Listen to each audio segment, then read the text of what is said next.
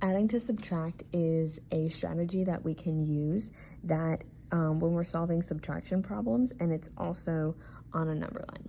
So for this strategy, we're actually using the inverse operation of subtraction, which is addition. And so what we're doing is, instead of starting at 477 and taking away 185, we're going to start at 185, and we're going to make smart additions until we get to 477. So I'll start with 185, and since I'm really adding to get to 477, I'm going to start at this end of the number line so I can add on to it. So my first jump is going to be plus 5, because I like to turn these into easier numbers to work with. So adding 5 is going to turn this into, turn this into 190. And again, I'm heading towards 477. So now I'm going to add 10.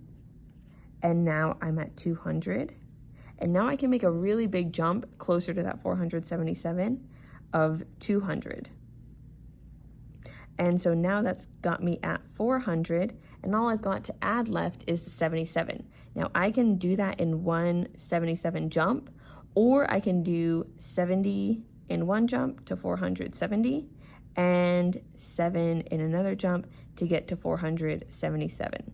The benefit of doing it in 2 jumps is that I can more easily add these numbers, but it really doesn't matter. It also doesn't matter what jumps you do on your way to 477 as long as it gets you there, but make your life easier and use numbers that are easy to add.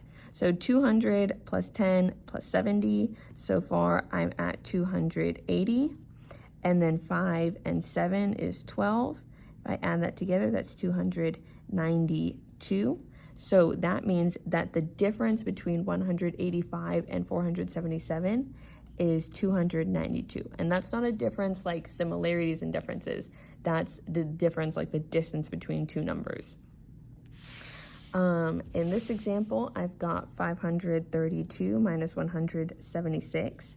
And the really nice thing about adding to subtract is that this subtraction would normally need a lot of regrouping, which tends to be pretty challenging for kids. But with adding to subtract, we'll start with the 176, and we're just going to add until we get to 532. Now, I don't want to do random numbers like 16 to get me just closer. I'm going to make smart jumps that get me there in the fastest and the easiest way to add. So 176 plus 4 is going to give me 180. Now I'm going to add 20 to get to 200. Again, I'm on my way to 532. I'm going to make an addition of 300, and I'm at 500 now. And then this time I'll just add 32 in one go. And now I'm at 532. Everyone jumps in different ways to get to their total. It doesn't really matter as long as we are making accurate additions every time. So 300 plus 20 plus 32, I'm going to do 300 plus 52. And then just need to add 4. So that's going to give me 356. And that's my answer.